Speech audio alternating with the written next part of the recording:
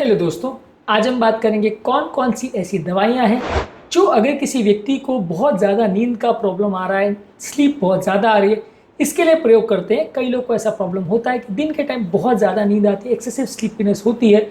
ये क्या होती है, कैसे होती है और कब हम इसको डिफाइन करते हैं, इस पर हमने अलग वीडियोज़ किए हैं।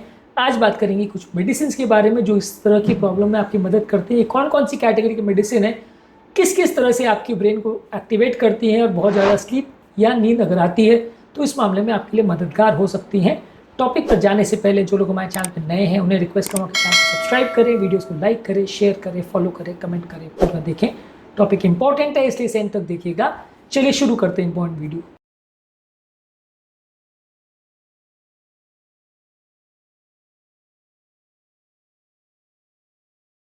सबसे पहले स्टिमुलेंट मेडिसिन जो है जैसे मोडाफिनिल, ये यूज करते हैं अगर किसी व्यक्ति को नार्कोलेप्सी, ऑब्स्ट्रक्टिव स्लीप एपनिया या शिफ्ट डिसऑर्डर का प्रॉब्लम है जिसकी वजह से दिन में बहुत ज़्यादा अलर्टनेस नहीं हो रही, नींद ज़्यादा आ रही है, तो वहाँ पे मोडाफिनिल का प्रयोग किया जाता है। इसी तरह से मोडाफिनिल ग्रुप की दूसरी दवा है आर्नोडाफिनिल, ये दवा की भी इसी ग्रुप की दवा है। आर्मोडाफिनिल, ये भी इसी तरह की दवा है, ये भी सेम कंडीशन में यूज होती है। इसका थोड़ा सा ड्यूरेशन ऑफ एक्शन ज़्यादा लंबा होता है। ये आपको अगर नार्कोलेप्सी का प्रॉब्लम है, दिन में बहुत ज़्यादा नींद आती है, तो वहाँ पे ब्रेन को एक्टिवेट करने के लिए यूज़ करते हैं। मिथाइल फेनिडेट जो है वो attention deficit hyper activity syndrome में यूज़ होता है। अगर किसी व्यक्ति को एक्सेसिव स्लीपीनेस आ रही है तो वहाँ पे इस दवा का प्रयोग होता है। इसके अलावा एम्फेटामिन का प्रयोग हो सकता है अगर किसी व्यक्ति को एक्सेसिव डे टाइम स्लीपीनेस आ रही है तो अलर्टनेस और कॉन्सेंट्रेशन को बढ़ाने के लिए, और अगर किसी व्यक्ति को अगर नार्कोलेप्सी का प्रॉब्लम है तो वहाँ यूज़ किया जाता है। ये सारी दवाइयों के सिग्निफिकेंट साइड इफेक्ट्स है, ये सारी दवाइयाँ अनसेफ है, बिना डॉक्टर की एडवाइस के, बिना प्रॉपर डिस्कशन के इनको नहीं लेना चाहिए। पर हाँ, नाम जानने के हिसाब से आप इनको समझ सकते हैं। कुछ दवाइयाँ ऐसी हैं जो आपकी वेकफुलनेस को प्रमोट करती है। इन दवाओं में पाइटोलिसैट करके एक दवाई आती है जो कि नार्कोलेप्सी में प्रयोग की जाती है।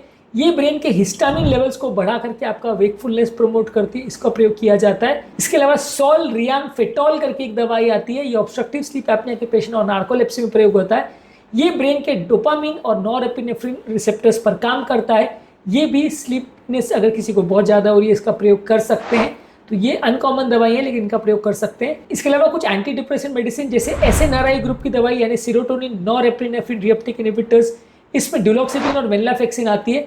ये अगर किसी व्यक्ति को बहुत ज़्यादा स्लीपीनेस आ रहा है डिप्रेशन की वजह से तो वहाँ पे एक्टिवेट करने के लिए प्रयोग होता है।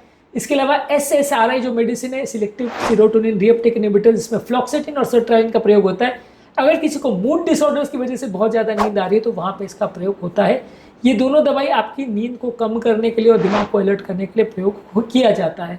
इसके अलावा मेलाटोनिन जो है वो एक नेचुरल स्लीप हार्मोन है, इसका कई बार प्रयोग किया जाता है जिन लोगों को हार्मोन प्रॉब्लम्स की वजह से या स्लीप साइकिल में डिस्ट्रप्शन की वजह से बहुत ज़्यादा नींद का प्रॉब्लम होता है। ये नेचुरल मेलाटोनिन जो हार्मोन है जो स्लीप साइकिल और सर्कैडियन रिदम को मेंटेन करता है, हार्मोन का ही टैबलेट्स आता है, इसको अलग अलग दिया जाता है और अलग अलग कारणों से दिया जाता है। ये भी हमारी स्लीप को इम्प्रूव करने में और स्लीप साइकिल को बेटर करने में मदद करता है। ये स्लीप बढ़ाने की वजह से तो दवा है लेकिन ये हमारे नेचुरल स्लीप साइकिल को बेटर करता है। तो अगर किसी व्यक्ति का नॉर्मल स्लीप साइकिल गड़बड़ हो गया और रात को नींद नहीं आ रही, दिन को ज़्यादा नींद आ रही, तो वहाँ पे इसका प्रयोग कर सकते हैं। मेलाटोनिन क्या होता है, कैसा होता है, कैसे वर्क करता है, इस पर ऑलरेडी हमने एक अलग वीडियो किया है। इसके अलावा स्पेसिफिक कंडीशन में सोडियम ऑक्सीबेट करके दवा यूज़ की जाती है। अगर किसी व्यक्ति को नार्कोलेप्सी, कैटाब्लेक्सी और एक्सेसिव डे टाइम स्लीपीनेस है तो वहाँ पे नाइट टाइम स्लीप को इम्प्रूव करने के लिए और डे टाइम स्लीपीनेस को कम करने के लिए सोडियम ऑक्सीबेट दवा का प्रयोग होता है।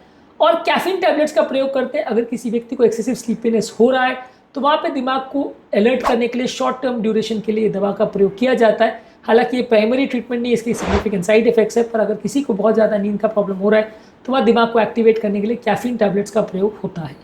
बेसिकली ये सारी चीज़ों में आपको स्पेशलिस्ट को कंसल्ट करने की दवा है। हम सिर्फ आपको नाम इसलिए बता रहे हैं ताकि आपको एक जानकारी मिल जाए और आपके केस में ये इसके लिए दवा अवेलेबल है, एटलीस्ट आपको इतना पता रहे। पर ये दवाइयों के सिग्निफिकेंट साइड इफेक्ट्स है, इनको यूज़ करने से पहले डिस्कस कर लें। हर एक अलग तरह की बीमारी में दवाइयों का प्रयोग होता है और हर दवाई के इफेक्ट साइड इफेक्ट्स को ध्यान में रख के ही दवाइयों को दिया जाता है। बाकी सारी चीज़ें हैं जैसे लाइफस्टाइल चेंज करना, स्लीप हाइजीन को इम्प्रूव करना, स्लीप डिसऑर्डर्स को मैनेज करना, वर्क शेड्यूल को मैनेज करना, ये सारी चीज़ों का भी विशेष ध्यान रखने की आवश्यकता है। ये सारी चीज़ें जिनको आपको करनी चाहिए अगर आपको एक्सेसिव स्लीपीनेस का प्रॉब्लम है, उस पर हमने अलग से वीडियोज़ किए हैं, उनको भी ज़रूर चेकआउट करें। आपको काफ़ी यूजफुल टिप्स मिलेगी और हो सकता है आपको दवाइयों की ज़रूरत ना पड़े। फिर भी अगर दवाई की ज़रूरत पड़े तो ये कॉमन दवाइयाँ हैं जिनका प्रयोग होता है। इनको आप अपने साइकेट्रिस्ट के साथ या अपने न्यूरोलॉजिस्ट के साथ डिस्कस करके इनका प्रयोग कर सकते हैं ताकि आपकी स्लीप की प्रॉब्लम कुछ हद तक कम हो जाए। आज के टॉपिक में हमने बात करी कि यदि किसी व्यक्ति को एक्सेसिव स्लीपीनेस का प्रॉब्लम है या बहुत ज़्यादा नींद आने का प्रॉब्लम है तो कौन कौन सी चीज़ें उनको करनी चाहिए ताकि ये प्रॉब्लम उनकी थोड़ी कम हो जाए। उम्मीद करूँगा कि आज के टॉपिक में कुछ नई बातें जानने को मिली होगी। जो लोग हमारे चैनल पर नए हैं उन्हें रिक्वेस्ट करूँगा कि चैनल को सब्सक्राइब करें, वीडियोज़ को लाइक करें, शेयर करें, फॉलो करें, कमेंट